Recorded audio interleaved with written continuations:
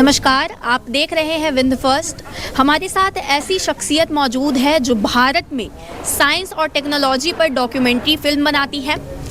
इनकी मध्य प्रदेश की सबसे पवित्र नदी कही जाने वाली नर्मदा द इटरनल रिवर के नाम से इन्होंने एक फिल्म बनाई जो कि विंध्य इंटरनेशनल फिल्म फेस्टिवल पर दिखाई गई है।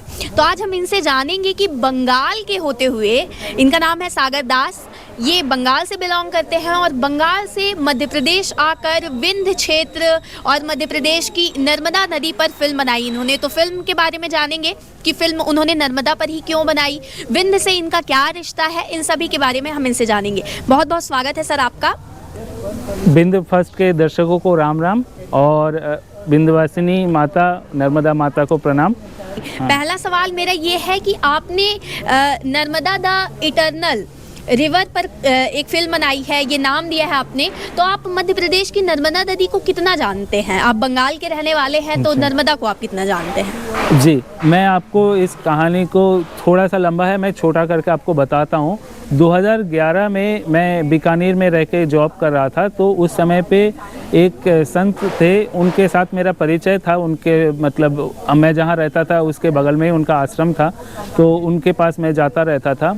बाद में वो जब एक मॉन्क के रूप में उन्होंने दीक्षा लिया और फिर वो माहेश्वर के पास सप्तमातृका मंदिर है, वहाँ पे श्यामानंद गिरी के नाम से वहाँ पे आके रुके और वहाँ पे उन्होंने अपना नया कर्म स्थल चुना।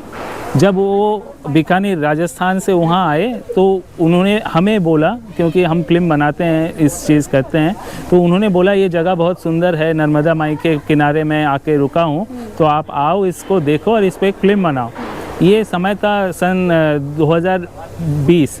तो 2020 में आपको पता है कि एक पैंडेमिक चल रहा था। उस समय पे जो मेरा रेगुलर काम है डॉक्यूमेंट्री फिल्म मेकिंग का, कमर्शियल डॉक्यूमेंट्री फिल्म मेकिंग का, तो वो थोड़ा सा कम हो रहा था और मेरे पास काफ़ी सारा टाइम था। और उस समय पे क्योंकि लोग अलग थलग रह रहे थे, मुझे लगा कि इस समय पे खाली जगह हमें शूटिंग करने के लिए मिलेगा। और उसी समय पे मान लीजिए जुलाई अक्टूबर करके हमने इस फिल्म का शूटिंग शुरू किया था, मेरे गुरुजी के आज्ञा से, श्री श्यामानंद गिरी जी, तो उनके आज्ञा से ये काम शुरू हुआ। उसके बाद मैंने 2 मरतबा और गया वहाँ पे, इसके अमरकंटक हमने गए और भी जबलपुर और अलग अलग जगह पे हमने शूटिंग किया इसका लंबे टाइम तक।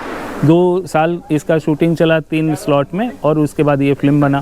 जब मुझे पहली बार नर्मदा के लिए बुलाया गया था तो मुझे सही में नर्मदा जी के बारे में कोई बहुत ज़्यादा ज्ञान नहीं था। मुझे पता था कि नर्मदा एक बड़ा नदी है, लंबी नदी है, पर उसमें काफ़ी सारे पहलू हैं। इसके ऐतिहासिक पहलू है, इसके भूवैज्ञानिक पहलू बहुत गहरा है, उसके साथ साथ सांस्कृतिक और आध्यात्मिक जो दिख है वो भी बहुत ही विशिष्ट है, कोई भी और नदी से ये अलग है।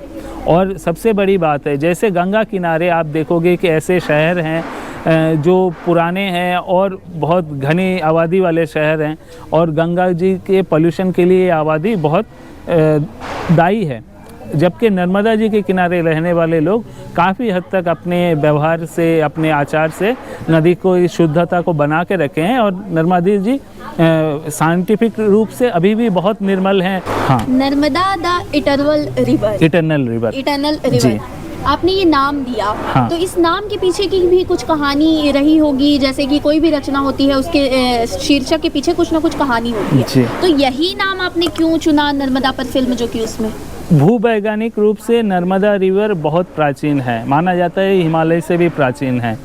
ये नदी के किनारे आप भारत के एकमात्र जो डायनासोर के अवशेष मिला है इसी नदी के किनारे मिला है।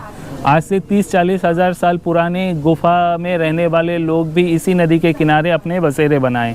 कुछ बहुत ही प्राचीन नगर जैसे माहेश्वर इसी नदी के किनारे बसा है और हमारे पौराणिक कहानियों में इसका उल्लेख है, बार बार आता है, पुराण वेदों में इसके उल्लेख आते हैं। तो ये पता चलता है कि इस नदी का हमारे संस्कृति पे और मानस पे बहुत गहरा प्रभाव है और इस नदी ने सभ्यता को बनाया है।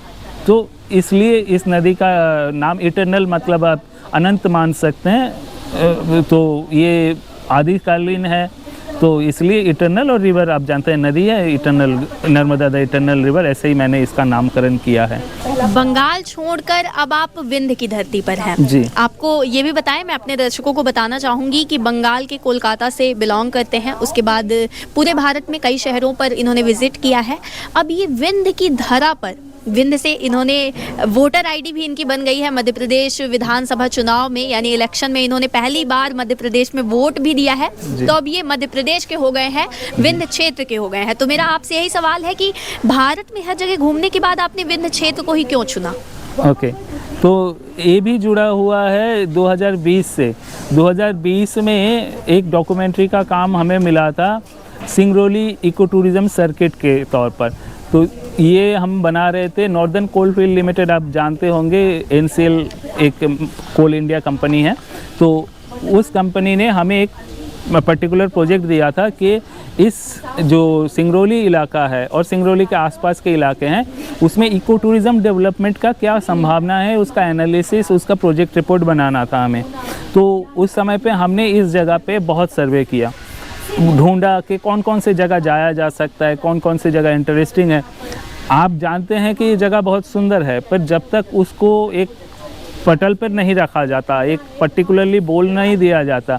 मान लीजिए पेड़ में तो आम रखे होते हैं, पर उसको रख के काट के सुंदर करके प्लेट में रख दिया जाए, तब वो खाने लायक या खाने के लिए और आकर्षक बनता है। तो हमारा काम ये था कि उन जगह को एकत्रित करना, लिस्ट करना, उनके कहाँ रहा जा सकता है, वहाँ पे आसपास क्या देखा जा सकता है, उसका एक डॉक्यूमेंटेशन बनाना। जैसे कि आप जानते हैं हम डॉक्यूमेंट्री बनाते हैं, तो ये काम करते हुए हम चितरंगी के पास एक जगह था, नदी किनारे एक दिन रात को रुके, ऐसे दिसंबर का ही महीना था, और हम रुके और नदी किनारे देखे, सुंदर नदी थी चितरंगी, आप जानते हैं चित्र की जैसा ही है। फिर हमने सोचा कि क्यों ना हम अगर अपना ऑफिस बनाते हैं ऐसी जगह बनाएं जहाँ पे प्रकृति हो, जहाँ पे भीड़ भाड़ ना हो, धक्का मुक्की रोज़ का हमें ना झेलना पड़े। तो हम इस इलाके में संजय डुबरी के आसपास जगह ढूंढने लगे और भगवान के आशीर्वाद से बनास नदी के किनारे हमें एक बहुत सुंदर सी प्रॉपर्टी मिल गई है, जहाँ पे हम अपना स्टूडियो, अपना गेस्ट हाउस बनाए हैं।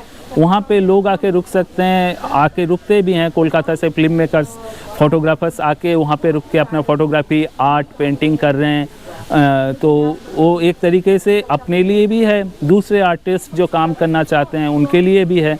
और क्या है कि क्योंकि हमारा जो मेन काम है डॉक्यूमेंट्री फिल्म मेकिंग, हमारे क्लाइंट्स अलग अलग जगह से हमें बुलाते हैं कि ये फिल्म कोई आसाम से कभी कॉल आया, कभी केरला से आया, कभी तमिलनाडु से आया, और हमें वहाँ जाना पड़ता है। तो हमें ये फ़र्क नहीं पड़ता कि हमें दिल्ली या मुंबई जैसे कोई शहर में बैठ के ही रहना है, और उस धक्का मुक्की हमें पसंद भी नहीं है। तो हम सोचे कि यहाँ रहते हैं, जब बुलाएंगे हम चले जाएंगे, क्योंकि जाना यहाँ पे और आसान है। इसलिए हमने बहुत आसानी से उस गांव को चुना है। रिमोट गांव है, वहाँ पे जब आए थे तब सिर्फ जंगल ही जंगल था। अभी थोड़ा सा लोगों को देखने से लगेगा कि हाँ यहाँ पे थोड़ा सुविधा बना हुआ है।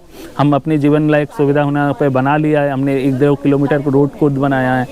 तो और बाकी सोलर लगाया है, जैसे कि विद्युत जो इलेक्ट्रिसिटी की नीड है वो पूरा हो जाता है। और प्रकृति इतना सुंदर है आपके इस जगह का, तो बाकी सब कुछ छोड़ा जा सकता है उसके लिए, तो हम इसीलिए यहाँ हैं।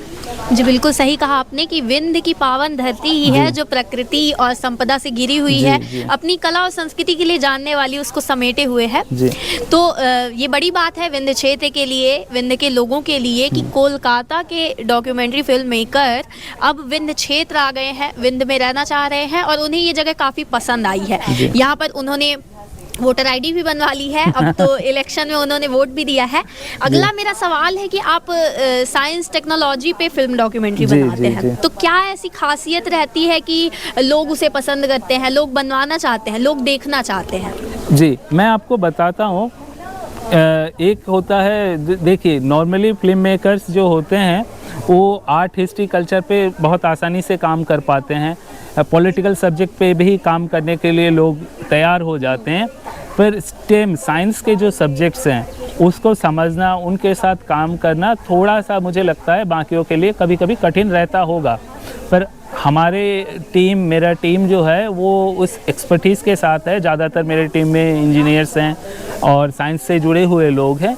तो ये लोग साइंस को अच्छी तरीके से समझते हैं और फिल्म मेकिंग को अच्छी तरीके से समझते हैं। तो मेरा जो स्टार्टअप है रोज़हब एडुटेनमेंट प्राइवेट लिमिटेड, इसका नाम से ही आपको पता चलेगा एडुकेशन को एंटरटेनमेंट के साथ जोड़ने का या एडुकेशन को एंटरटेनिंग बनाने का, यही हमारे स्टार्टअप का लक्ष्य रहा। और इसी के कारण IIT BHU ने हमें शरण दिया। हमें शुरुआती लगभग 10 लाख के उन्होंने इक्विपमेंट्स दिए और बोले कि आप यहाँ से फ़िल्म बनाओ। तो हम IIT BHU बनारस में बैठ के फ़िल्म बना रहे थे। ज़्यादातर हम लोग वहाँ पे ही रहने वाले जो साइंटिस्ट हैं, जो रिसर्चर हैं, डॉक्टर, टेक्नीशियंस हैं, उनके लिए फ़िल्म बनाए। दूसरे IIT जैसे IIT Kharagpur, IIT Kanpur, IIT Gandhinagar के लिए हमने फ़िल्म बनाए। फिर मिनिस्ट्री ऑफ साइंस के लिए हमने फ़िल्म बनाए। तो ये लोग हमें टेक्निकल सब्जेक्ट देते हैं और टेक्निकल सब्जेक्ट को समझना थोड़ा सा कभी कभी कठिन होता है लोगों के लिए, जो हमारे लिए अभी तक नहीं रहा है। हम उनको समझ पाते हैं, उनके नीड को समझ पाते हैं। इसके लिए हमें चूज़ किया जाता है कि नॉर्मल कैमरामैन और मेरे कैमरामैन में यही फ़र्क है कि उस ऑपरेशन का, उस टेक्नोलॉजी का जो वैल्यू है वो मेरे कैमरामैन समझता है। तो जब कोई साइंटिस्ट के साथ हम काम करते हैं, कोई रिसर्चर के साथ काम करते हैं, he don't feel that he is just a cameraman, he knows that this cameraman knows what I'm saying। या मैं जब जाता हूँ या मेरे दूसरे जो डायरेक्टर्स हैं वो जब मेरे साथ मतलब उस प्रोजेक्ट को समझने के लिए जाते हैं, वो एक्चुअली समझते हैं कि वो साइंटिस्ट क्या बोल रहा है। और ये समझने के लिए इसलिए ज़रूरी है, अगर आप अच्छा एक फिल्म बनाओ तो उस सब्जेक्ट को अच्छे से समझना आपको ज़रूरी हो जाता है। तो ये हमारे कंपनी का खासियत है, जिसके चलते हमें इसी तरीके का फिल्म करने को मिलता है, या जो क्लाइंट्स हैं मुझे लगता है इसी कारण से हमें चूज़ करते हैं।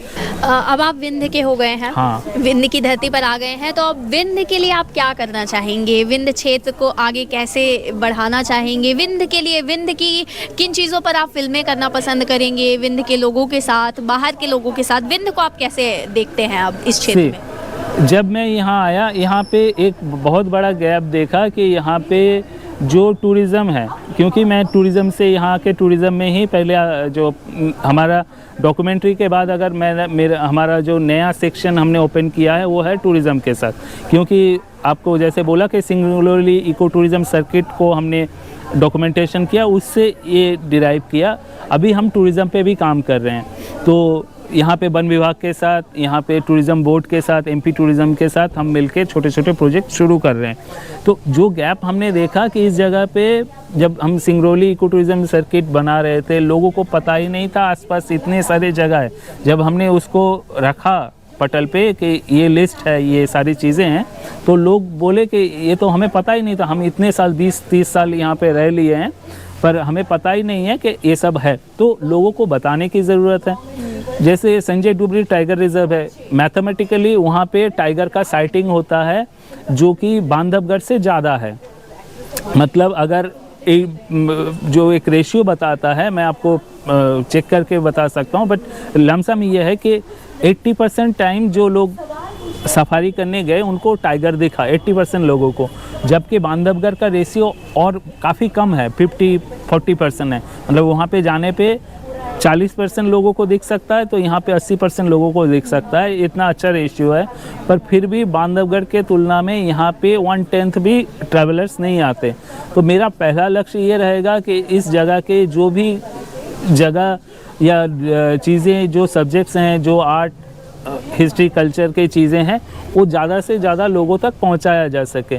दो तरीके से ये किया जा सकता है, एक डॉक्यूमेंट्री के माध्यम से, दूसरा स्टोरी यानी मूवी के माध्यम से। और मैं मानता हूँ मूवी के माध्यम से करना सही रहेगा।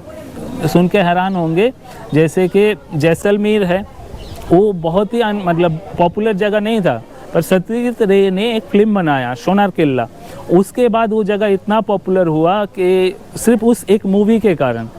वैसे ही एक मूवी के कारण बांधवगढ़ फेमस हो गया।